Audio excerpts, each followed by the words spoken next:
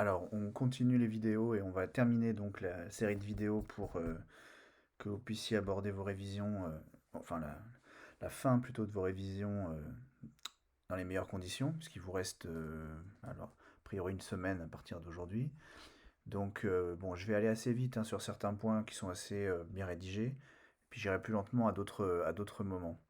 Donc le B, de la liquidité d'une banque à la liquidité bancaire. Donc là, par exemple, je vais aller très vite. Je ne vais pas lire ce que j'ai écrit parce que il me semble que c'est assez clair. Et auquel cas, s'il y avait un doute, bien vous m'envoyez un message. Mais voilà, j'explique c'est quoi la liquidité du point de vue d'une banque, du point de vue individuel hein, d'une banque. La liquidité, en gros, c'est la monnaie centrale que détient la banque et avec laquelle elle peut régler ses dettes envers les autres banques, hein, ce qu'on appelle la compensation. Et là, on a les composantes de cette liquidité. Donc c'est d'une part la monnaie centrale à la banque centrale, les billets que détient la banque, son stock de billets qu'elle utilise pour à diverses, comment dire, de diverses façons, pardon. Donc les billets sont aussi de la monnaie centrale et aussi les créances des autres banques en monnaie centrale, enfin les créances sur les autres banques plutôt en monnaie centrale, bah, c'est aussi de la liquidité, hein. C'est en gros de la liquidité qui arrive, on va dire, hein. On n'a pas encore les sous, mais comme on sait que les banques vont nous rembourser, c'est comme si on les avait déjà, donc on les enregistre dans les liquidités. Donc c'est les créances sur les autres banques. On parle aussi également d'avoir. Euh, alors ça c'est la liquidité, comment dire, au niveau individuel, hein. Et au niveau global, c'est-à-dire toutes les liquidités de toutes les banques, plus ou moins, ça représente ce qu'on appelle la liquidité du système bancaire. C'est en gros combien le stock total de monnaie centrale qui existe et qui permet aux banques de régler leurs dettes les unes envers les autres, de réaliser les opérations de compensation. Voilà. Et en gros, l'idée, hein, on va voir ça dans la suite, mais l'idée, c'est plus il y a de monnaie centrale dans le système bancaire, plus c'est facile pour les banques de se régler leurs dettes les unes envers les autres. Elles ont facilement accès à cette monnaie de règlement. Euh, et on verra aussi que plus elles ont accès facilement à à cette monnaie, plus elles peuvent accorder de crédit.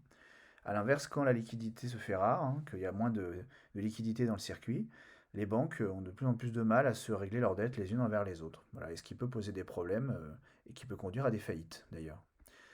Alors, donc le besoin de refinancement des banques commerciales et du système bancaire.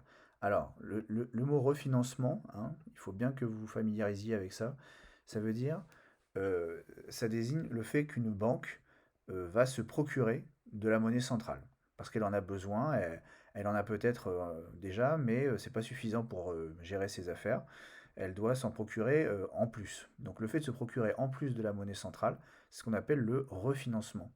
Et pour s'en procurer, hein, bah, il n'y a pas 36 façons, on va le dire tout à l'heure. Ça consiste soit à emprunter de la monnaie centrale auprès des autres banques concurrentes sur le marché monétaire, d'accord? Mais c'est toujours un prêt, hein. C'est un prêt d'une banque concurrente à la banque qui a besoin de monnaie centrale. Ou alors, on va emprunter directement auprès de la banque centrale à un certain taux d'intérêt. Donc dans les deux cas, c'est toujours temporaire, hein. On se refinance pour régler nos dettes à court terme, mais on s'endette à plus long terme, puisque la monnaie centrale qu'on emprunte, on devra la rembourser plus tard. Donc tout ça, je vous laisse le lire. Hop. Alors ce qu'il faut savoir, c'est que la monnaie centrale qui existe dans un système bancaire ou au niveau individuel d'une banque, cette monnaie n'est pas un stock fixe. Ce stock de monnaie centrale, ce stock de liquidité peut être amené à augmenter ou à diminuer selon divers facteurs, sur lesquels les banques ont plus ou moins de prise d'ailleurs. Alors quels sont ces divers facteurs de fuite de liquidité? Donc là on s'intéresse aux fuites, c'est-à-dire de la monnaie centrale qui s'échappe du circuit monétaire d'une banque particulière, d'une banque en particulier. D'abord, il y a les retraits en espèces. D'accord? Les clients d'une banque retirent des sous de temps en temps pour diverses raisons. Et donc, comme les billets, c'est de la monnaie centrale, bah, tout retrait en billets constitue une fuite du circuit bancaire d'une banque en particulier. D'accord?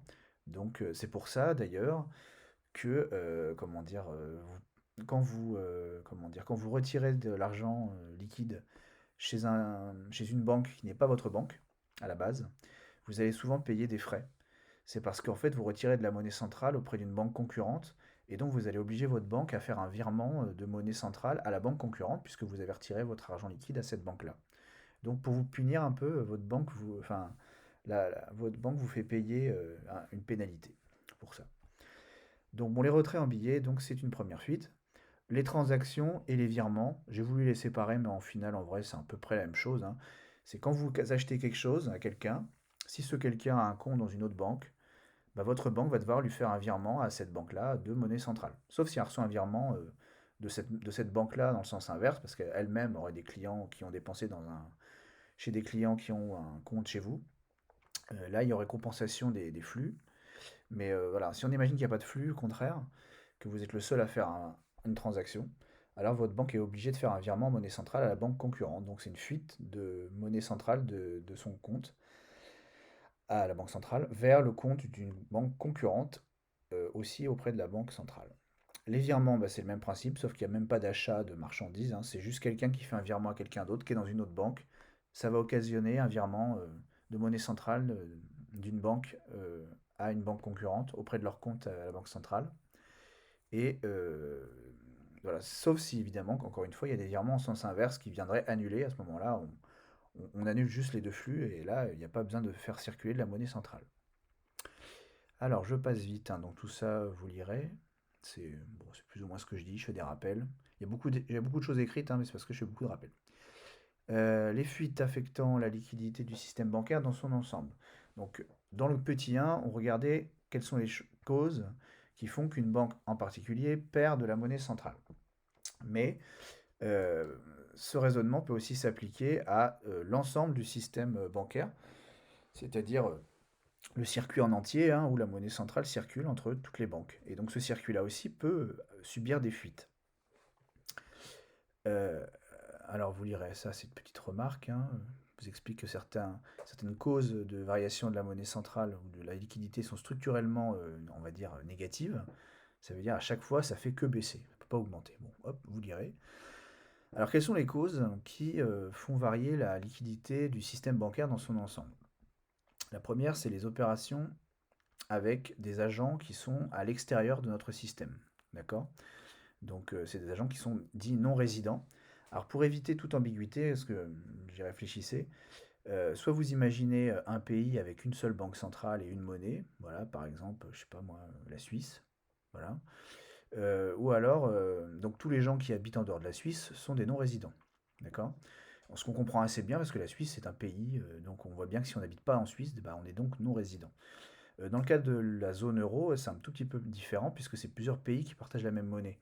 Donc il faut avoir en tête que des non-résidents, c'est des pays qui ne sont pas dans la zone euro. D'accord? C'est des pays différents, hein. On peut très bien, par exemple, être en Allemagne et donc ne pas résider en France. Pour autant, la banque est résidente puisqu'elle fait partie de la zone euro. Donc là, en l'occurrence, notre pays, entre guillemets, c'est la zone euro.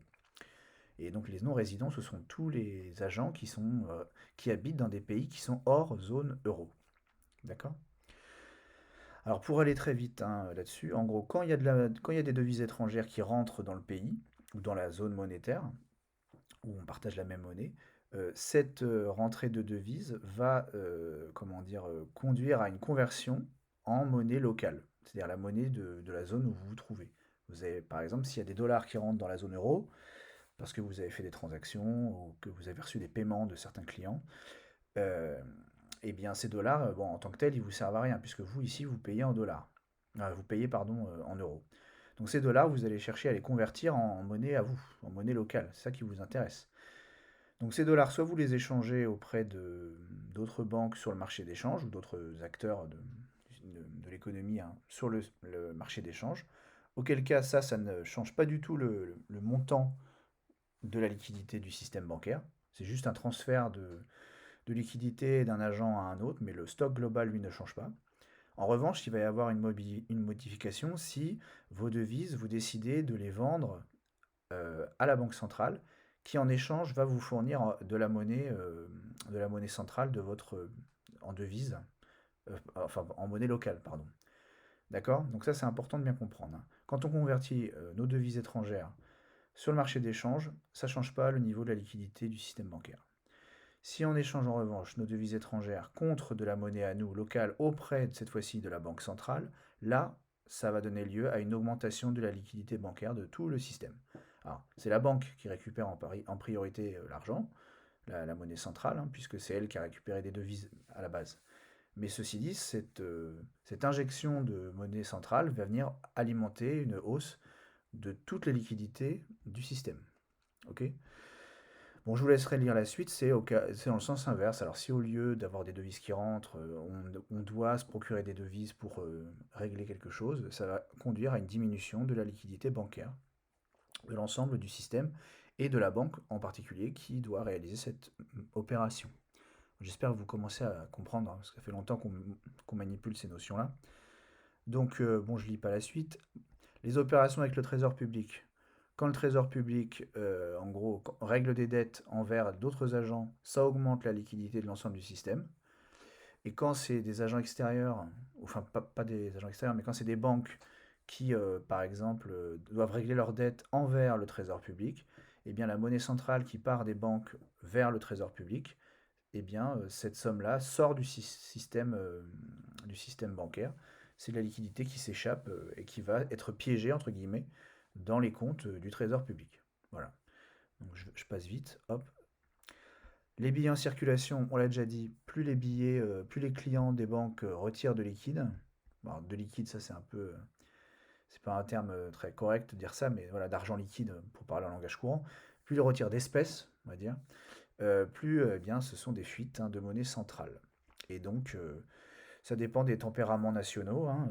En France, bon, voilà, je crois que j'ai mis, en général, les gens retirent 14% en moyenne de leurs dépôts en liquide, à intervalles réguliers.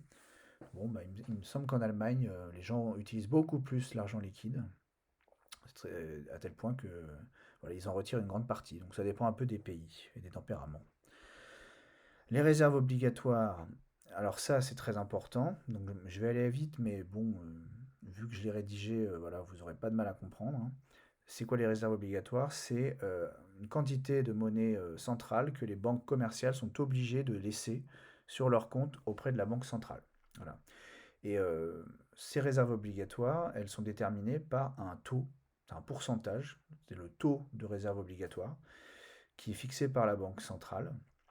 Et donc, en gros, ce taux va s'appliquer à la quantité de dépôts qu'une banque a à gérer, voilà, dans son activité. Donc l'exemple, si une banque a 100 millions d'euros de dépôts, donc tous ses clients, si on fait la somme de tout ce qu'ils ont sur leur compte, si ça fait 100 millions d'euros, alors avec un taux de réserve obligatoire de 5%, la banque est obligée de laisser sur son compte auprès de la banque centrale 5 millions d'euros de monnaie centrale. Voilà. Alors l'idée, hein, c'est que, je passe vite, mais l'idée c'est que c'est censé obliger les banques à avoir un peu d'argent de côté en cas de crise. Voilà. Si jamais une banque subit vraiment un gros souci, une grosse crise, le fait d'avoir 5 millions d'euros de réserve quelque part, ça peut lui permettre d'encaisser le choc. Voilà, c'est un peu ça l'idée. Bon, dans les faits, 5% c'est très insuffisant, hein. Vous avez dû voir ça en amphi. Mais bon, c'est un peu l'idée, quoi. C'est un peu l'idée, si on les oblige à mettre des sous de côté pour encaisser les chocs en cas de crise. Bon, donc je vous laisserai lire la suite, hein. Donc, bon, l'idée, ça doit être que voilà, à chaque fois que vous accordez un nouveau crédit en tant que banque, ça augmente les dépôts que vous avez à gérer naturellement, puisque un crédit accordé, bah, ça crédite le compte du client, donc ça augmente les dépôts. Et donc, ça vous oblige du coup à avoir davantage de monnaie sur au titre de vos réserves obligatoires, puisque les dépôts désormais sont plus importants qu'avant. Alors, on va essayer de voir ça de manière, on va dire formelle, comme on dit, hein. Formelle, ça veut dire de manière un peu mathématique, avec quelques équations.